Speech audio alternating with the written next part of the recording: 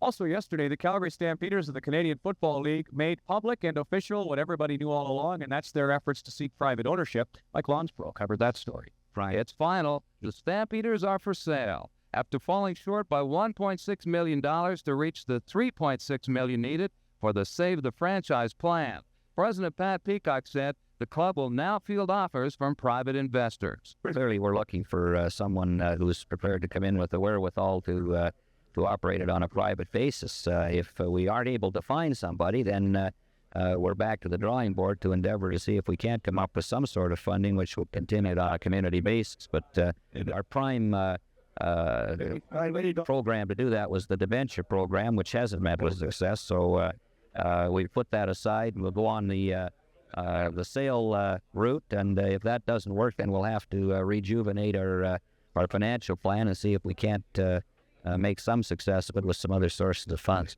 Peacock has already confirmed that two groups have expressed an interest in buying the Stampeders.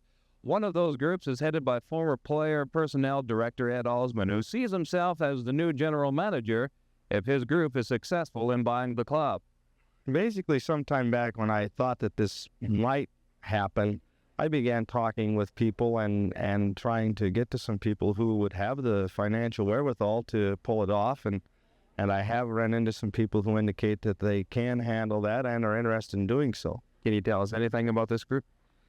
Well, the only thing I can say is that it's a local individual who is the key. He's an Albertan from way back. His great-grandfather deeded some land to a city that was founded in southern Alberta. So it's a good, solid Albertan family.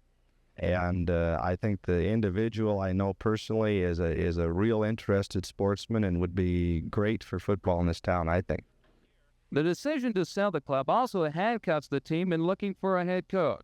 Who in their right mind would sign a contract to coach a team that may change hands and clean house all over again? The financial future of our football club and its structure are uncertain, and of course that makes it difficult to do important things. And of course the most important one at this stage is the hiring of a head coach. But we're pressing on the basis that we'll continue our negotiations, and in whatever form the franchise continues in, hopefully the results of those labors will be available and they'll be fruitful.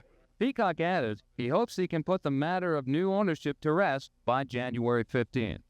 For News First Sports, this is Mike Lownsbrough. Well, as you well know, the Stamps aren't the only ones who've been having problems this year. Todd Brooker, who has fallen in, well, he hasn't fallen in 2 straight races, but he's finished way back in the pack because of ski problems. The head company which makes his skis now suspects sabotage.